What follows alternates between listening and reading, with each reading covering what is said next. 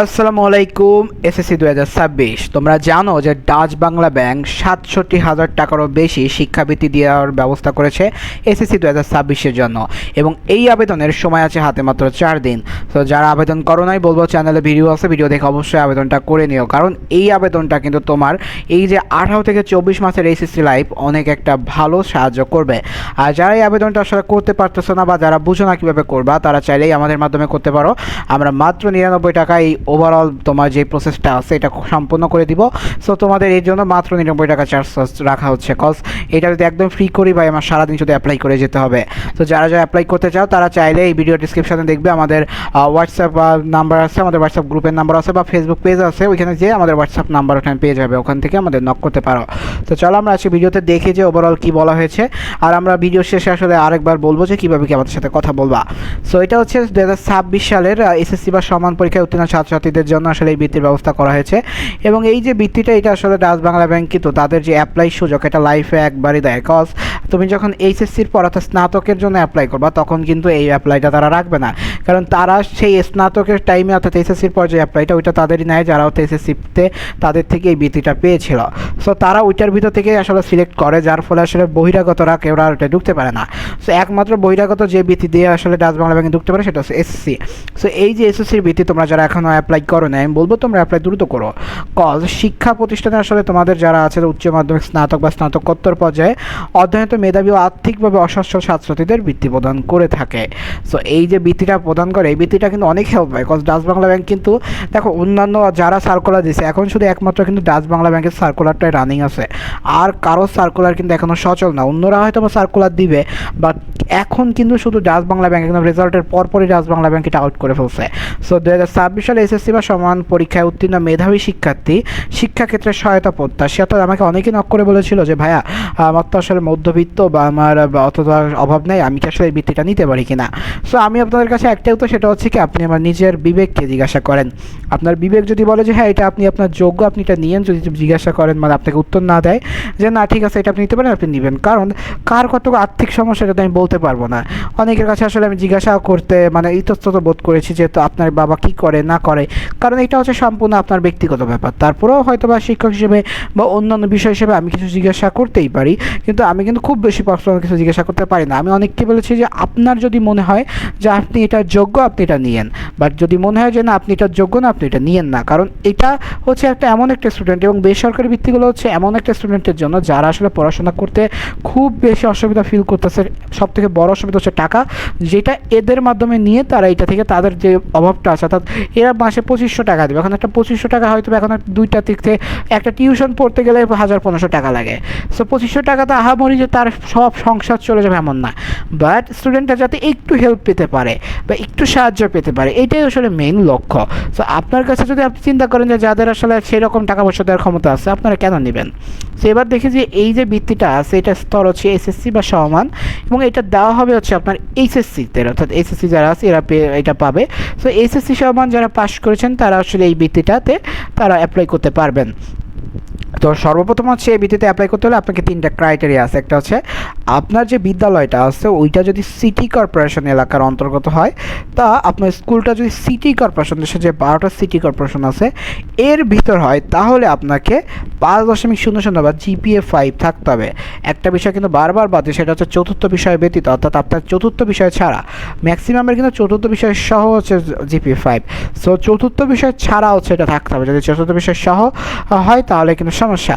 So চতুর্থ বিষয় বাদ দিবেন, দিয়ে দেখবেন যে জিপিএ কত আছে, সেটা থেকে যদি এটা আসে তাহলে আপনি এটা পাবেন। এরপর হচ্ছে যদি আপনি সিটি কর্পোরেশন না, বাট আপনার স্কুলটা হচ্ছে জেলা শহর এলাকায়, এই তাহলেও আপনার সেম জিপিএ রিকোয়ারমেন্ট রয়েছে, আপনাকে জিপিএ 5 থাকতেই হবে। সো দুইটা জায়গায় অর্থাৎ সিটি কর্পোরেশনের ভিতরে হন বা সিটি কর্পোরেশনের বাইরে হয়ে জেলা শহর হন, আপনার কিন্তু জিপিএ, এবং এই প্রত্যেকটা কিন্তু চতুর্থ বিষয় সহ বাদে অর্থাৎ 4 সাবজেক্ট ব্যতীত, এবং গ্রামীণ এবং অনগ্রসর অঞ্চলের অন্তর্গত স্কুল শিক্ষা প্রতিষ্ঠানে এই ক্ষেত্রে হচ্ছে 4.8 3, অর্থাৎ যদি গ্রামের মফস্বলে পড়াশোনা করে থাকেন যেখানে আসলে সেরকম কোনো সুবিধা নেই বা খুব একটা পড়াশোনার বা প্রিভিলেজ আপনারা পাচ্ছেন না, সেক্ষেত্রে কিন্তু আপনাদের জন্য এইটুকু সুবিধা তারা দিয়েছে যে আপনাদের রেজাল্টের যে হার এটা কিন্তু একটু কমিয়ে এনেছে, 4.83 হলেই হচ্ছে। তো যারা গ্রামীণ বা অনগ্রসর অঞ্চল অন্তর্গত আছেন তারা কিন্তু এগুলোতে চাইলেই অ্যাপ্লাই করতে পারেন। এখন প্রত্যেকটা হচ্ছে চতুর্থ বিষয় বাদে, তো চতুর্থ বিষয় বাদে অর্থাৎ আপনি চতুর্থ বিষয় বাদেই ক্যালকুলেশন করে এরপর হচ্ছে আপনি আমার সাথে যোগাযোগ করবেন। আমাদের অনেকেই নক দিচ্ছে যে ভাই আমি অ্যাপ্লাই করতে চাই, আপনারা যদি একটু বলে দিতেন। তো আমি আগে জিজ্ঞাসা করতেছি, এখানে সবচেয়ে বেশি জিনিস হচ্ছে আমি চাইলেই বলতে পারতাম ঠিক আছে ভাই আপনি যেহেতু আমাদের মাধ্যমে করবেন টাকাটা পাঠিয়ে দেন এরপরে আমি করে দিচ্ছি, কিন্তু আমি বারবার জিজ্ঞেস করতেছি না আপনার সাথে চতুর্থ বিষয় বাদে কত, কজ ওর কাছ থেকে আমি 100 টাকা নিলাম, নিয়ে আমি অ্যাপ্লাই করলাম, করার পরে অ্যাপ্লাইটা সাকসেস হলো না, তখন কি ওর আমি টাকাটা ফেরত দিয়ে দিলাম, ওর একটা মন খারাপ হলো, বা ওর কোনো আমি ওর আবেদনটা করলাম ওর টাকাটা ফেরত দিলাম না, 100 টাকাটা কি আমার হালাল হবে? সো এই বিষয়টা তো আসলে দরকার নেই। এবং টাকা নেওয়ার কনসেপ্টটা মেইনলি হচ্ছে আমার যেটা সেটা হচ্ছে কি, আমি যদি বলি যে ভাই আসলে আপনাকে নক দিয়ে আমি করে দিব, আমাকে ডেইলি হয়তো 100+ লোক নক দিয়ে বলবো কি ভাই আপনি আমারটা একটু করে দেন, আমারটা একটু করে দেন। এখন এইটা তো আসলে আমি করব না, এবং এই যে আপনাদের যে আবেদনটা এটা অবশ্যই আমি নিজস্ব তত্ত্বাবধানে আমি আমার এমন লোক দ্বারাই করাবো যারা এই বিষয়ে অভিজ্ঞ, কজ এইটা যদি আমি করতে যাই আপনারা ভিডিও হয়তো বা আর 1 মাস পরে পাবেন আরেকটা, এত হারে আমাদের নক দেওয়া হচ্ছে। সো এই জন্য আমরা আসলে আপনাদের বলেছি যে আপনারা যদি চান আপনারা অবশ্যই করতে পারেন, এটা কিন্তু কোনো আসলে খারাপ কিছু না, কারণ আপনাদের আমরা সাহায্য করতেছি, আপনারা বিনিময়ে কিছু আমাদের সেটা সম্মানী সুযোগ দিচ্ছেন, যদিও এটা আমি নিচ্ছি না, এটা যার মাধ্যমে করাচ্ছি তাকেই প্রদান করা হবে। সো এই যে প্রসেসটা এটা হচ্ছে আপনাদের সাথে আমার আন্তরিকতার সম্পর্ক, যেহেতু আপনাদের আমি সাহায্যটুকু করতেই পারি। সো বৃত্তির পরিমাণ ও সময়কাল যেটা সেটা হচ্ছে এসএসসি, তো এটার সময়কাল হচ্ছে আপনি 2 বছর পাবেন, এটা মাসিক বৃত্তি হচ্ছে 2500 টাকা, অর্থাৎ আপনি 18 থেকে 24 মাস হচ্ছে এই বৃত্তিটা পাবেন। সো 18 থেকে 24 মাস এই বৃত্তিটা পাবেন, যে 24 মাস যদি হয় তাহলে হচ্ছে আপনার অলমোস্ট 30-60 হাজার টাকা, তাই না? তো 30-60 হাজার টাকা আপনি পাচ্ছেন। সো এই যে 30-60 হাজার টাকা এবার পাঠ্য উপকরণের জন্য বার্ষিক অর্থাৎ প্রতি বছর একবার দান করা হবে। সো পাঠ্য উপকরণের জন্য আপনার 2500 2 বছর মিলায় 5000, আর পোশাক পরিচ্ছদের জন্য 1000 অর্থাৎ 2 বছর মিলায় 2000, তাহলে 2005 যোগ 2 7000, আর হচ্ছে এই 60,000, মোট 67,000 টাকার বৃত্তি তারা দিয়ে থাকতেছে। এবার কথা হচ্ছে যেসব ছাত্রছাত্রী সরকারি বৃত্তি ব্যতীত অন্য কোনো উৎসতে বৃত্তি পাচ্ছেন তারা এই বৃত্তির জন্য যোগ্য বলে বিবেচিত হবেন না। সো অনেকে আসলে চিন্তা করতেছে যে 2-3টা বেসরকারিতে অ্যাপ্লাই করবেন। সো যারা যেটা করবেন তার আগে হচ্ছে আপনারা খোঁজ নেবেন যে এরা কি বাইরেরগুলোকে অ্যালাউ করে কিনা, যদি অ্যালাউ করে আপনারা করতে পারবেন করবেন, রাজবাংলা কিন্তু করতেছে না। সো আমি যেটা আপনাদের সাজেশন দেবো সেটা হচ্ছে আপনারা সবগুলোতেই অ্যাপ্লাই করতে পারেন, বা টাকা গ্রহণ করবেন হচ্ছে যে কোনো একটা থেকে, যদি রাজবাংলা থেকে করেন রাজবাংলা করবেন, শাহজালাল করলে শাহজালাল। এখন এটা আপনি বাদ দিবেন কি করে, আপনি যখন আসলে বৃত্তির আপনার ফাইনাল লিস্ট আসবে তখন তো ওই ব্যাঙ্কগুলো থেকেও আসবে, এবং এইটা তো আগে আসবে। সো যদি রাজবাংলাটা আগে হয়ে যায় আপনি শাহজালালে করবেন না। এখন যদি শাহজালাল যখন আসবে তখন শাহজালাল যদি একসাথে টাইমিং হয় তখন আপনি যেটাকে আসলে আপনার প্রেফার ওইটাই রাখবেন, একটা বাদ দিতে আপনি তাদের সাথে যোগাযোগ করা, তাদের নাম্বার দেওয়া আছে, তাদের সাথে যোগাযোগ করলেই আপনি তাদের সাথে এটা আপনি ক্যান্সেল করতে পারবেন, এবং যিনি আসলে এটার জন্য যোগ্য তাকে আপনি এটা প্রদান করতে পারবেন। কারণ আপনি যদি এটা নেন দেখা গেলো পরবর্তীতে 1-2 মাস পরে এটা বাতিল হয়ে গেল, তখন আপনিও নিতে পারলেন না, অন্য কাউকে দেওয়ারও সম্ভব হলো না। সো এই জন্য আসলে এই বিষয়টাকে মাথায় রাখবেন। আরেকটা বিষয় হচ্ছে গ্রামীণ অনগ্রসর এলাকায় অবস্থিত শিক্ষা প্রতিষ্ঠান থেকে উত্তীর্ণ ছাত্রছাত্রীদের শতকরা 90 ভাগই হচ্ছে এটার জন্য তাদের দেওয়া হয়ে থাকে বৃত্তি, এবং বাকি মোট বৃত্তি 50% হচ্ছে ছাত্রীদের জন্য বরাদ্দ করা হচ্ছে। কারণ ছাত্রীরা যেহেতু আসলে তারা খুবই একটা বলা যেতে পারে যে বাংলাদেশের ছেলেদের থেকে মহিলাদের কিন্তু বা মেয়েদের কিন্তু খুব একটা বেশি সুবিধা দেওয়া হয় না পড়াশোনার ক্ষেত্রে, সেই ক্ষেত্রে তারা এটা এনশিওর করেছে। 2026 সালে এসএসসি সমান পরীক্ষায় উত্তীর্ণ আগ্রহী যোগ্যতা সম্পন্ন ছাত্রছাত্রীদের এই যে অ্যাড্রেস আছে এখানে গিয়ে আবেদন করতে বলতেছে। তো আবেদনের জন্য আবেদনকারীর পাসপোর্ট সাইজের রঙিন ছবির স্ক্যান কপি। আরেকটা বিষয়, যারা আমাদের মাধ্যমে আবেদন করবেন তারাও কিন্তু বারবার জিজ্ঞেস করেন যে ভাইয়া আসলে কী কী লাগবে। সো আমি বলে দিচ্ছি, আবেদনকারী পাসপোর্ট সাইজের রঙিন সাইজের হচ্ছে আপনার স্ক্যান কপি, আবেদনকারীর পিতামাতার পাসপোর্ট সাইজের রঙিন ছবি, এসএসসি বা সমান পরীক্ষার নম্বরপত্র এবং প্রশংসাপত্র। এখন অনেক বিদ্যালয় থেকে প্রশংসাপত্র এখন দিই নাই, আমি আপনাদের বলেছি যে 4 দিন আবেদনের আসছে, বাট আমি যদি ক্যালকুলেটিভভাবে করি তো আপনাদের এখনও হয়তো বা 6 থেকে 7 দিনের মতো সময় আছে।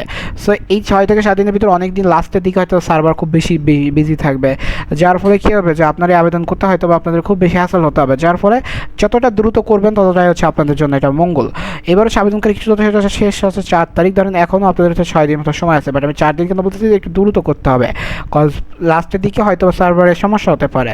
এবং ওয়েবসাইটের মাধ্যমে বাছাইকৃত প্রার্থীদের তালিকা প্রকাশ হবে এইবারই 22শে সেপ্টেম্বর 2026। প্রাথমিকভাবে বাছাইকৃত ডাচ বাংলা উপরিক্ত ওয়েবসাইটে প্রাইমারি সিলেকশন লেটার এবং প্রদত্ত নির্দেশিকা প্রিন্ট কপি সহ সকল কাগজ সত্যতা যাচাইয়ের পর ডাচ বাংলা ব্যাংকের যে কোনো শাখা বা মোবাইল শাখায় আপনাকে উপস্থিত হয়ে 23 সেপ্টেম্বর থেকে 13 অক্টোবর ভিতর জমা দান দিতে হবে এবং পরবর্তীতে ডাচ বাংলা ওয়েবসাইটে এটার আসলে ফলাফল জানানো হবে। সো যারা এটা অ্যাপ্লাই করতে চান সরাসরি ডাকযোগে বা কুরিয়ার যোগে আবেদন হবে না, সম্পূর্ণ অনলাইনে। সো এইটা নিয়ে হচ্ছে আমরা হয়তো এটা তৃতীয় ভিডিও করে ফেলেছি। এখন কথা হচ্ছে যারা আসলে আমাদের মাধ্যমে অ্যাপ্লাই করতে চাচ্ছেন এটার প্রসেসটা আপনাদের বলি। আপনার ডিরেক্ট আমাদের ফেসবুক পেজে চলে যাবেন, এই ভিডিও ডিসক্রিপশনে দেখবেন আমাদের ফেসবুক পেজের লিঙ্ক দেওয়া আছে। সো এই লিঙ্কে গেলে ওখানে দেখবেন যে আমাদের ফেসবুক পেজে যখন যাবেন ওখানে দেখবেন হোয়াটসঅ্যাপ আইকন লেখা আছে বা হোয়াটসঅ্যাপ লেখা আছে। সো ওই আইকনটাকে ক্লিক করলে আমাদের ডিরেক্ট হোয়াটসঅ্যাপে নিয়ে আসবে এবং আনলেই আপনারা আমাদের সাথে কথা বলতে পারবেন এবং কথা বলে আপনাদের সাথে সম্পূর্ণ আপনারা শিওর হবেন যে আপনার যে অ্যাপ্লাই করতেছেন আপনাদের জিপিএ ঠিক আছে নাকি, আপনারা কত কি জিপিএ টিপে সকল তথ্য শিওর হওয়ার পর এরপর হচ্ছে আমরা আপনাদের সম্পূর্ণ প্রসেসটা করে থাকি। সো এই হচ্ছে ওভারঅল কথাবার্তা। তো ভিডিও কেমন লেগেছে অবশ্যই বলতে পারবেন। যারা আসলে ডাচ বাংলা ব্যাংক নিয়ে অনেকেই আসলে এটা নিয়ে খুবই আগ্রহী। সো যদি ডাচ বাংলা ব্যাংক নিয়ে আর কোনো প্রশ্ন থাকে কমেন্ট সেকশনটা আছে, জানেন যে আমি কমেন্ট সেকশনে সবসময় আপনাদের সাথে কথা বলি, অ্যাক্টিভ থাকি এবং আমি আসলে সবার কমেন্টটাকে সেম গুরুত্ব দিয়ে উত্তর করার চেষ্টা করি। সো আমার এমন কোনো স্টুডেন্ট এখনও নাই তারা বলতে পারবে না যে আমি কমেন্ট করছি আর ভাইয়া সেইভাবে আমার উত্তর দিই নাই। তো ঠিক আছে, আজকে ভিডিও এই পর্যন্ত। সকলে ভালো থাকবেন, সুন্দর থাকবেন, পড়াশোনার সাথে থাকবেন আর অ্যাপ্লাই যে কোনো সাহায্য লাগলে আমাদের হোয়াটসঅ্যাপে নক করতে পারেন। দেখা হচ্ছে অন্য কোনো ভিডিওতে। আসসালামু আলাইকুম।